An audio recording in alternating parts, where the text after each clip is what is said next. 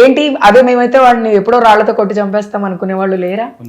కనీసం హితబోధ చేయడం కోసమైనా పోలీసులు అరెస్ట్ చేసేటప్పుడేమో శూలాలు తీసుకొని వాళ్ళ మీదకి వెళ్ళిపోతావు, పోలీసు వాళ్ళని తిడతావు, బూతులు అన్పార్లమెంట్ లాంగ్వేజ్ మాట్లాడుతున్నారు. సాధువులు మాట్లాడే భాష అది కానే కాదు. వాడు సాధు కాదు, సాధు వేషంలో ఉన్న ఒక దొంగ. ఇంకా గట్టిగా చెప్పాలంటే పిచ్చోడండి, పిచ్చివాడే. తనని మెంటల్ హాస్పిటల్లో పెడితేనే సెట్ అవుతుంది. అండ్ ఇంకా కొంతమంది ఏమంటున్నారు అంటే తనని బలివ్వడానికే తీసుకొని వెళ్తున్నాడు అని. అది భగవంతుడికి తెలుసు, అది భగవంతుడికే తెలవాలి. ఎందుకంటే పెళ్లి చేసుకున్నది కాపురం చేయడానికంటే వాళ్ళిద్దరి మధ్య కాపురం చేసే ఆస్కారం లేదు. ప్రేమ కోసం పెళ్లి చేసుకున్నావా అంటే కూతురు అన్నాడు, శిష్యురాలు అన్నాడు, తర్వాత ఐ లవ్ యూ బేబీ అన్నాడు.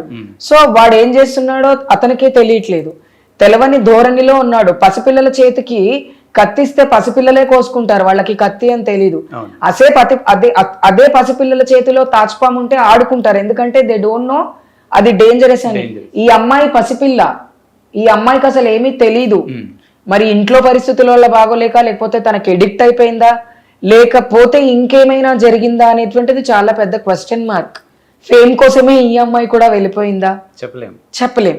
సో ఫేమ్ వల్ల ఆత్మహత్యలు చేసుకుంటున్నారు, ఫేమ్ వల్ల మొగుడు పిల్లలు విడిపోతున్నారు, ఇదే ఫేమ్ వల్ల కోట్లు సంపాదించిన వాళ్ళు ఉన్నారు, ఇదే ఫేమ్ కోసం ఊర్లలో పొలాలు అమ్ముకొని వచ్చి నాశనం అయిపోయిన వాళ్ళు ఉన్నారు. ఈ ఫేమ్ ఎంత మంచి చేస్తుందో అంతే చెడు కూడా చేస్తుంది సొసైటీకి.